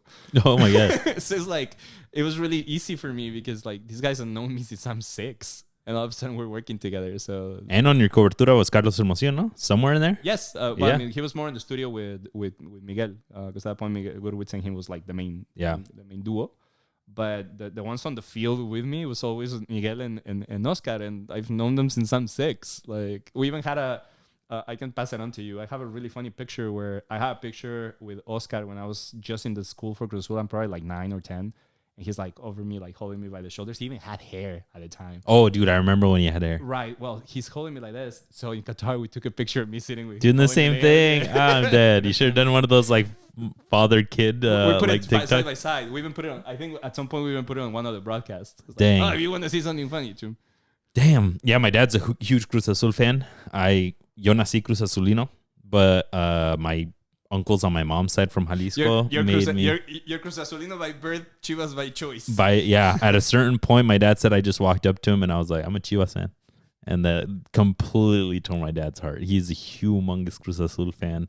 When they won La Novena, he was in Mexico City. Both of us were trying to get him tickets. I'm sure for Carlos to send him a shout out so he can make up. You can make up for the damage. Hell yeah. No, I mean, but now I feel like at a certain point, your roots start coming out. Like, I wear a Cruz Azul jersey around him. When I was a kid, I'd be like, nah, get that out of here. Don't bring that from Mexico. No me traigas eso.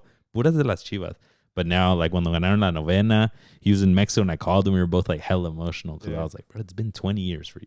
Right. Come on. I can't hate on you that much. Right. And then these last flops versus America, I call and I'm like, hey, doing all right.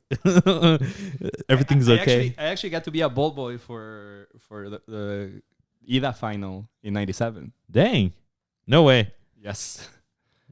The Ida was en el azul? Sí. Yeah. Against León. There was a 1-0 with Benjamín Galindo scored the penalty. Nice. So you're used to hearing the La Máquina. Well, we had those even for our games when I was like in the No lower way. divisions. Yeah, like everybody has one, like the little pressure thing. It's hilarious.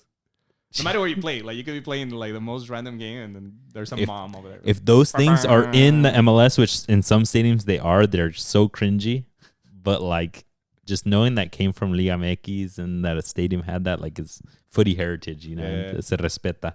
I love that.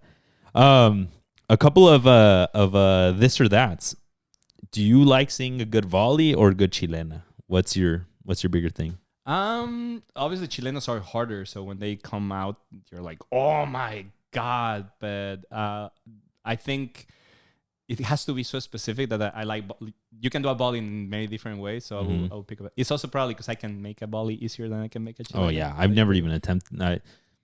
I don't think I've ever attempted a chilena. No, Like, I mean, in practice, but in a game, oh, for sure. On a real game, I was never in a situation to do it, but like Even in a game, I mean, I feel like once I got old enough, like you're like, no, my back is gonna not be okay. So like, even if you try it, you do one of those like where your foot touches before anything else, your hands touch. Again, I'm gonna say the scenario because I actually have somebody that can back me up if you ever run into him. Alex Diego, who used to play in Pumas, he's now the coach for the U19 national team. Mm-hmm. We were playing a pickup game in Miami once, and Alex sent me a ball so perfect that I chested and did a bicycle kick, but it was disgusting, that goal. Like, jeez, como la del Funes Mori. yes, like that. Boom, bah, and I scored right up. Like it went down. It didn't go up, but it was down like right into the post. It was insane, and I was like, Jesus. I was like, that's because your ball was perfect. Damn. Yeah, I don't have those stories to say. I've never even. I'm usually the guy just defending those chilenas, but that's about it. Just maybe openly, just so that we can kind of start wrapping this up. But what do you see the future of soccer? Do you have? Do you see the world as a lot of people do, kind of pessimistically, that Pep Ball is gonna kind of move everything a certain way? No, I don't think in resurgence of Jogo Bonito. We don't know. I think that the question is the answer. The real answer is we don't know. But there will be something else that comes. Like everything goes by waves, and everything starts being the moda. Like Anselmi Ball's the feature. but it's like I just talked about it. I finished. I did a master's with Real Madrid during the pandemic on coaching and methodology. You got it? Yeah, la I finished. acabaste? Yeah. Dang, congrats, man. Yeah, You didn't go the Barcelona route for it. Dang. I can be an assistant coach for a professional team if I want to. Let's do it. Then the licenses to actually coach are different. But if you're on the assistant, if you're in the video, I can actually do it. I already have the certification for it. Dang. So when I was doing it, we were talking about like part of one of the classes was kind of like that evolution of the tactics, right? Like going from playing with 5 forwards in the 50s, right? Because you had those extremos, los dos interiores, and the centro delantero. Then when England invents the 4-4-2, then the Argentinians change the numbering, but still 4-4-2, and how that gave it fluidity to the game, and how it changed how you attack, and how you process, and how you move. And then all of a sudden, like in the 2000s, when they used the 4-3-3 for the first time, now it's like the establishment. Like everybody and their mother plays 4-3-3 because that lo que está de moda. And it's the same thing. So I feel like that's what's going to happen. Like at some point, something else will come up. There will be another team that is like overly like there, right? Just like total football happened with Ajax in the 70s. And then now with Guardiola, the 4-3-3 and the tiki-taka happened. How Jogo Bonito in 2000 and some things. Like, even though that was a try, what's hilarious about that is that that's kind of invented from the 5 forwards in the 50s. That's kind of like where the Jenga started. And then when we think of the Jogo Bonito, we think of the Brazil in the 2000s that would play 3-5-2. But then when they move forward, if you really think about it, it's again 3-2-5. Yeah. But it was because of the players and how they move, and it was very specific because you had to have Cafu and Roberto Carlos to play that. Otherwise, there was no way you could do it. But all those things started like mutating and moving, whatever. And at some point, we don't know how far, there'll be another team that is super dominant with a coach that has a very specific style, and that's what's going to be imposed. So it won't die; it'll just transform. The question is, as the masses kind of change and as the product changes as a product, where's that going to take it? Yeah. And that's something that we also don't know because you feel like there's still enough interest because that's it's a worldwide phenomenon, which is very different to how we experience it here or even in some other places. But there's some places where it doesn't seem like that's going to change. So it might decrease little by little because other things will take place and maybe your final of the World Cup, instead of having 230 billion people, we only have like 200 billion people. Like such a big difference. But if you really think about it, it's a big difference. Oh yeah. It at the end of the day, it doesn't make a huge impact on the game per se, but it is a big difference. And to me, that's something that can happen. Just the way you like, the rules will change. Times would probably, instead of having 45 halves, we'll have 30 halves, but they'll time them with like the stopwatch. Like, we don't know. Those things will eventually evolve. The offsides rule, right? Arsene Wenger's you got to be fully offsides to be offsides. So a lot of those things. That's terrible for a defender.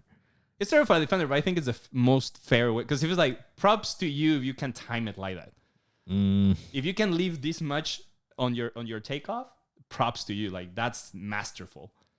Yeah, I mean, again, I get it from the defender part, but it's also kind of like think about it on the other side. Like you're really offside because this much of your face is off it. Like nah, it's an advantage. No, it's not an advantage. It's not. Nah.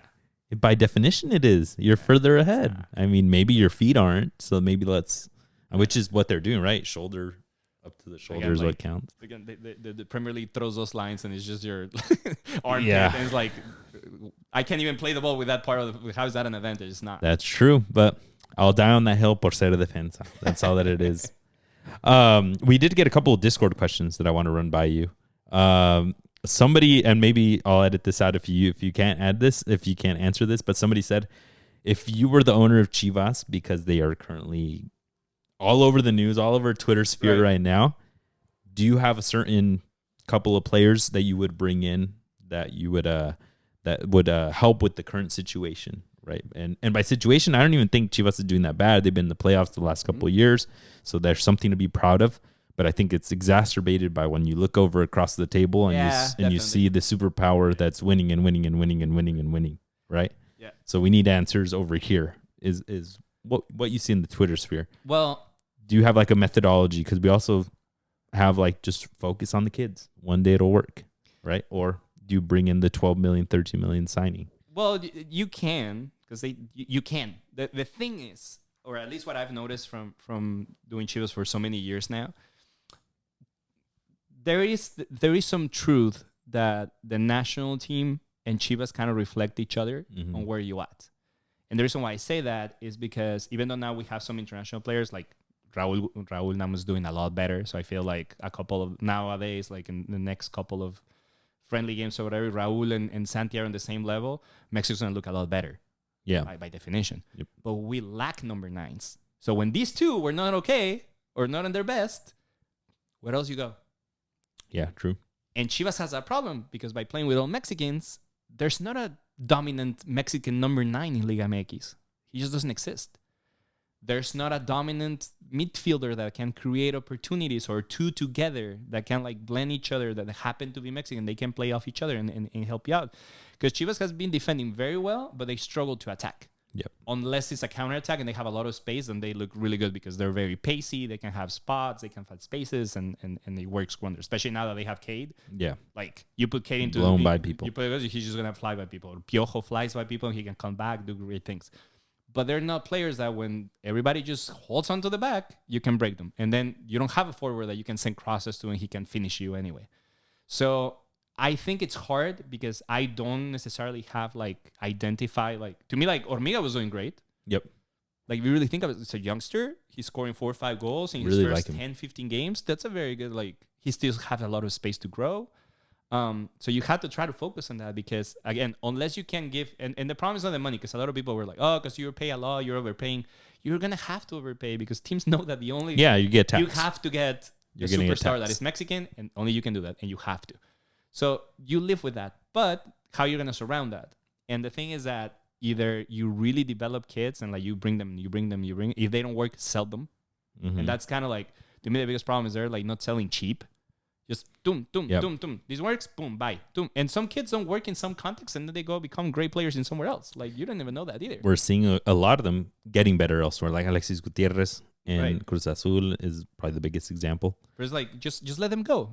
You become a factory, then even if some don't work out for your team, I mean, Real Madrid and Barcelona do it all the time. Like how many players from the other teams they really have? They have very few. But that doesn't mean they don't sell them. That doesn't mean they don't create them. And if there's a masterful wonder kid that is there, they're going to pull it back. And those ones don't exist everywhere. But you have to be able to pump them out. Because I waited. That's why I didn't answer to you when you sent me like your takes. Yeah. I don't agree with it because that's the problem with Chivas. It's kind of like what happened now with Omar Gobea. And again, Omar is a great player. But it's like if you're bringing them on the low, they're going to be on the low. No, but... maybe it's a contradicting point of mine. I get your point. I think Omar Gobea was also the incorrect decision, even though I think he was comparatively to the rest of the players that they could have probably bought on the low for $2.5 million when they got him, or $3 million, whatever it was. But for context, what we're talking about is the take that I have on TikTok, which I'm getting torched for right now because I'm torching him too. And I'm about to get torched even more because what I gave was what I think are budget Liga MX veterans, established players, have either been in Europe, have won a Liga MX championship, that I think would go into that locker room and really make a difference with Chivas immediately, because everyone knows the alternative is Tapatio's winning year over year over year. Figure out a way to either pump them for money, like sell the players and get a lot of money for them, or figure out a way for them to lead you to championships in Chivas, right?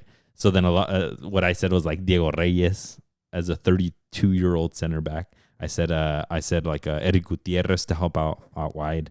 I said, who else did I say? Not Eric Gutierrez. You're losing Eric Gutierrez. Eric Aguirre, digo. And then I said, you're losing Eric Gutierrez. He's leaving? Yeah. For where? I don't know. Okay. That hurt. I mean, they're getting too many chefs in the kitchen if they get Orbelín Pineda in the middle anyways. But I said Córdoba because I think a root of Chivas' problem is more production than it is finishing. I think if you can finish if you don't create. Yeah, I think if you over create, which is a problem that Chivas does not have. They want to get all the way into the kitchen instead of actually just making the play. Yeah. And it just doesn't look like, it just looks like they just don't have enough people over there. Like, como que no, a la ofensiva no, or they don't, pero a la or defensiva sí. They don't take the space into where it can be effective. Well, I see. They're all together, or they're on one side, but there's gaps, and the gaps are not very or they send it into a space that no one's there. I see Piojo doing really well, juking 2-3 people, but he's going off to a side, acá, and then all of a sudden in front of him, I only see Kate Cowell and then La Hormiga, and they're both double marked. And I'm just like, where are the 3, 4 in the box, like for an aggressive Chivas, right? But then we get a shutout. They do really well defensively. And I'm like, okay, then maybe más acá, right? So that's where I said Cordova, because I'm like, somebody that I like, all he knows is to attack. Right. Because I think that's what they need at the end of the day is a combination of players that are like, okay, we're gonna produce. Now it's hard because when you come in and you're gonna have a new coach again, which kind of to me it's part of the problem. Yeah. I mean, Morim, the new coach from Manchester United, just said it this past week, is like, if anybody expected me to come here and make this team look like Sporting in 3 games, you're out of your mind. Yep. That's never gonna happen. Yeah. Right when he came in, he said it's gonna be a long time. We can either try to win and be in the same spot and deal with the punches, or we build from something and con calma and let's see if we can. At the end, it might not work out, but at least I think I have the vision to do it. So when you say that, and I don't, again, the problem is how the projects in Mexico were, because they're so like, you need results. Yeah. So in order for that to happen, is like this guy that is coming in, one, being from outside, he needs to make a lot of research. Because again, like you talk from those like, well, I've seen them and this and that. Well, do they really fit on his system? Because then if he comes and asks something from Cordova that he's not going to do well, then ¿para qué lo trajiste? That's the tough thing. But it's kind of like your Eric Aguirre take. Like, you don't need Eric Aguirre because you have Mozo. Yes. I understand what you said. Like, send him out. It's like, no, Mozo is one of your best players. I just have I have a really niche take on Mozo that like, I just don't think he will help you. He will win you the championship, and he may even hinder in some ways. And it's a really unpopular take, but I just think that you have a lot higher chances if you have a leader in that back line, which they're trying to fit with him. No, you have it. Who is it now? As long as they don't let him go. He's gone. We're talking about the same player? Yeah. He's gone. Well, that was your leader. Yeah, so then that's where my take is. Then you need a center back. Okay. You need another right back. Yes, so then at that point, I'm just like, are we really saying the most veteran Chivas center, like defender that we're going to have is Tapias? No. I was thinking of Chiquete. Yeah, Chiquete. That's why. So he's out, right? And then Pollo Briseño. Pollo, yeah. I mean, what Amari is saying, either way, he's not there. No matter what, he won't be there. But so then that means not only do you not have probably the best young center back in the league, you just lost the only player that has ever even touched ground in Europe in Pollo Briseño. And your most veteran center back now is Tapias. Or Tiba. Or Tiba Sepúlveda, but he's 25. Tapias is 27. Right. But he's a mid-level MLS center back at that point, right? So what I was trying to get to with Diego Reyes is like a player that's been in Europe, that's won it domestically in Mexico. That one maybe I understand. My point is like there's certain spots where it's like you don't need them. Because I think the Alan Mosa one was more to trigger people, and because I have a very my agenda is against him, because sometimes guy, when Alan plays his best, Piojo plays his best. Yeah, I could see that. Yeah, but the thing is, just in the bigger moments, because the other team also plays. No saying grandece. The thing is that they tend to be unidimensional. You know that where's the hard part? Where you gotta shut down Chivas? On the Piojo side. Yeah. So if you shut the Piojo side, you have to move to the other side and things don't create. So then you start thinking like, Mozo no está haciendo nada. Piojo is like, it's not that they're not doing anything. They're not letting them do anything. But if you start coming in and getting actually attack on the left, at some point something's gonna open. But the problem is that they don't. Sometimes he just does not look technically sound like a technically sound to me. But that's also like everybody on Liga MX, let's be fair. Yeah, it is a lot of Chivas. It is a lot of Chivas' squad at times. It looks like the ball is bouncing off of their feet instead of like caressing it to receive it. So, but let me recap what you're saying. So then, are we saying you are a Maudi, you want a big ticket signing because they need it? Orbelin, beautiful. We can afford it, so then let's do it. Now the question on there. What do you surround him with? You mentioned it earlier. Exactly. Like to me, it's like there's no problem with Orbelin knows what it's to be champion in that team. Mm-hmm. He played very well when I was in that team. I hope the guy who's bringing him, like, because the guy, this is a Maori and he's paying for it, but there's the coach that needs to use him. Yep. Is he gonna be used? The coach said, "I need him because this is what I have in mind." Those conversations were never there, and we don't know how they happen. Or it could be just an owner aggressively going after who's the best player available? Person. Bam, make it work. Make it work, no matter if it's a price that maybe nobody else would pay in in the Europe. Professional level, and it happens everywhere, but especially in the professional level, I feel like, and that's another thing. A lot of my philosophy on coaching, it's you don't have to grab the players to adapt to your system.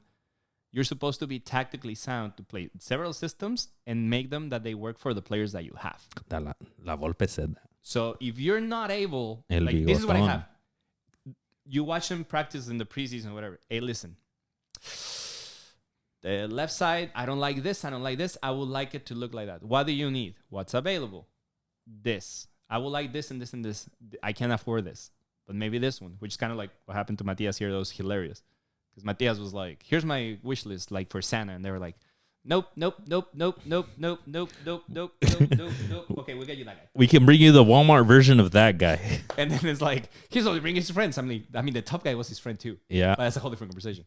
Because everybody brings their friends. That's just how it works. It's happening right now. You play with the players that you like and that you know. It's literally happening right now. Like, otherwise, it's not a thing. And if you get somebody imposed, it's like, well, how can I make the best out of this guy? Yep. So that's something that we're going to see. Because, again, we have very little background on this guy because he's coaching youth level. Mm-hmm. And it's not the same monster. I'm sure he's, like, very tactically sound. He's very well studied because, again, like, the way they teach you. Because, again, like, I just took that whole 2-year program. It's very dense. So he knows. Like, the problem is not that he knows. Yeah, he's been there. Can he implement it? With the pressure that comes with having a team that size and the pressure that he has, especially after what just happened in front of the street, like, that's going to be tough. But again, like, who am I going to bring? It's like, I want a 9. But so we established, or in your world, Orbelin is there. You pulled him in, and Oscar Garcia is perfectly fine. He's like, I'm going to work him into the system. Mm-hmm. Your next priority number 2 is a 9. No te gusta, Hormiga? Me gusta. Just like off like the bench. But because he's still developing. Yeah, develop him. Like, I'm still gonna rotate him because that's But you need a bit more veteran or something. I need something that is like. Who's the only one available? Brandon Vasquez. Right. The only one. Literally, it seems like across the board. Mm-hmm. And Monterrey paid $7 million for him. Right. Sheesh, a ver cómo les da. So we'll see. And then he's also trying to come back to MLS. Oh yeah. So. Rumor right here. I mean, do you want to go wooden spoon? Do you want to go to the best, the new team, the new shiny team, or do you want to go to Chivas, who could have had you at less than $1 million? Something like that. Yeah. And even then, Brandon was relegated to the bench for a reason. In Monterrey. Like, it's not that he's a bad player again. Like, but it's like when you're in Chivas, you have very few options to make answers. You don't have an answer because the difference with all the other guys. I mean, sure, America somehow found Henry as a Mexican, which is great overall for everyone. Mm-hmm. But it's not the usual. And if Henry wasn't working, the difference is that, okay, let me go to Brazil, let me go to Argentina, let me go to Uruguay, and they'll find 10 options. Yep. If they work or they don't work, that's a whole different story, but they have options. Yep. Chivas doesn't. You got to play the long game with the kids. But long games don't work when you need now. Right. Now. Yesterday. Right. Come on, Omar. And then you burn them because you put all this pressure on a 18, 19-year-old that all of a sudden it's like, what was happening? Like, this is not my role. La Hormiga was giving the results beautifully with all the pressure. But that's the thing. You also need to account for those things. The funny thing is imagine the difference. Like, if you have somebody like Santi or Raul, who's your starter, and then you have La Hormiga behind. Raul is out of shape. He gets injured. Something happens. He gets sick. Beautiful. Boom. The best backup 9 you could have. Great option. Which is great.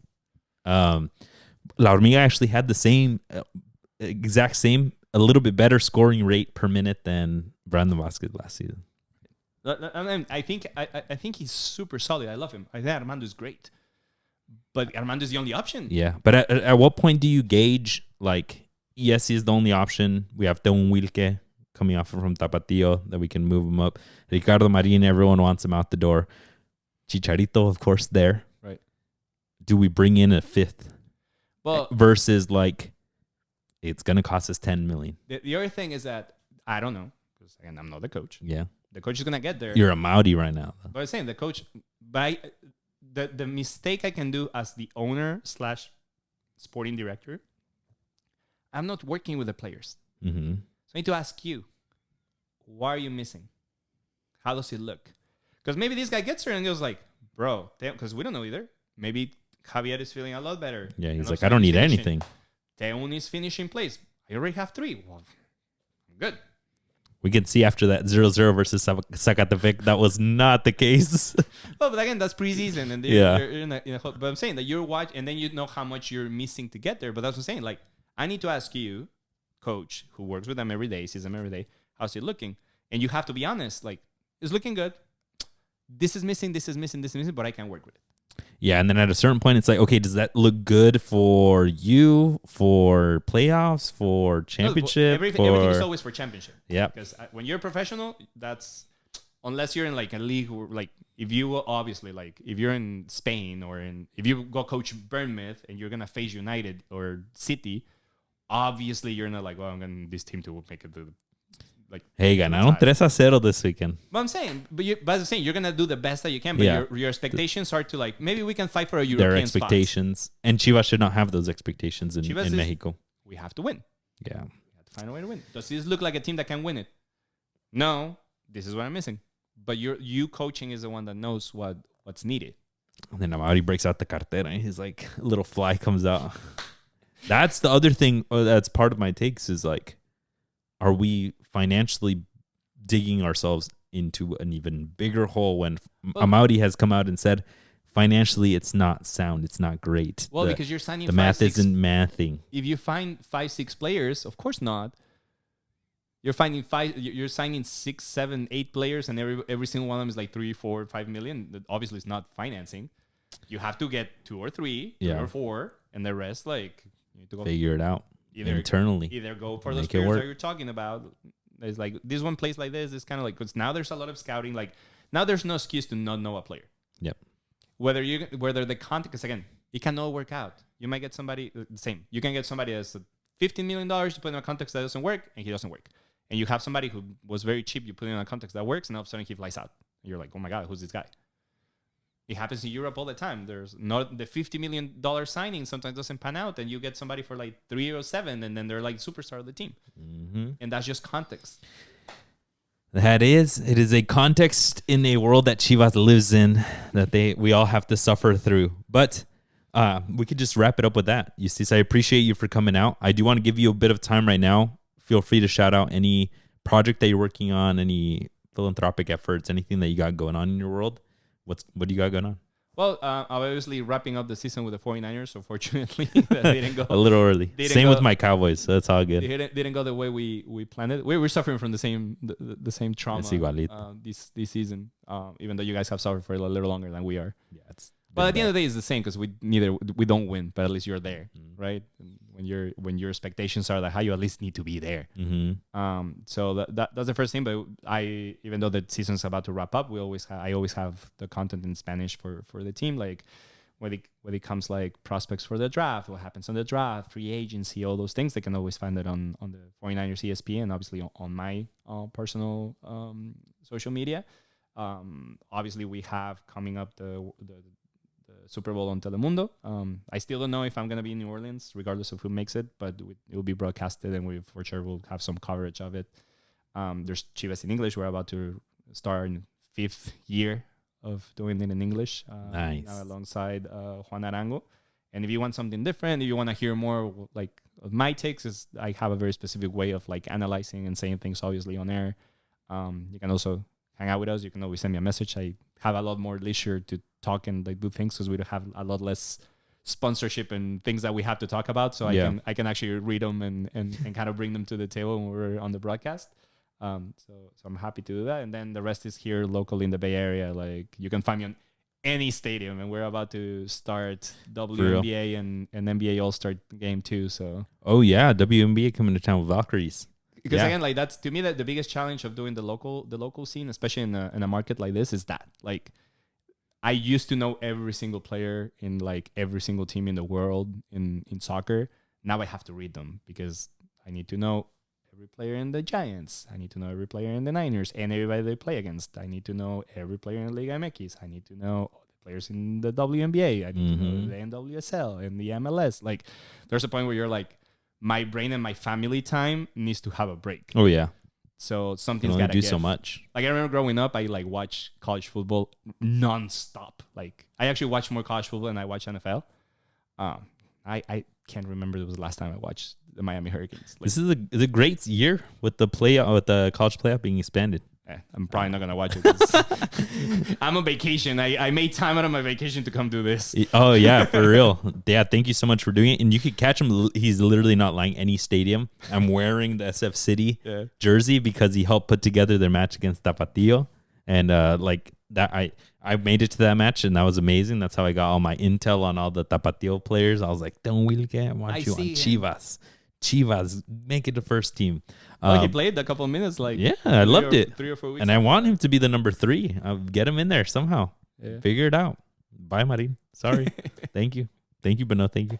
But I appreciate you so much for coming on, folks. We do have some actual Chivas fans, English-speaking fans in our Discord. So they need to jump on over to Telemundo and watch all the coverage there in English. Yeah. But I appreciate you for coming on, folks. If you guys haven't already, follow Carlos Yustis on Instagram. We'll post all about it when we drop this episode. Follow us, subscribe to us, so you get more content. And thank you for coming on. Of course, anytime. Yeah, we'll talk soon. Peace. Gracias, Yustis.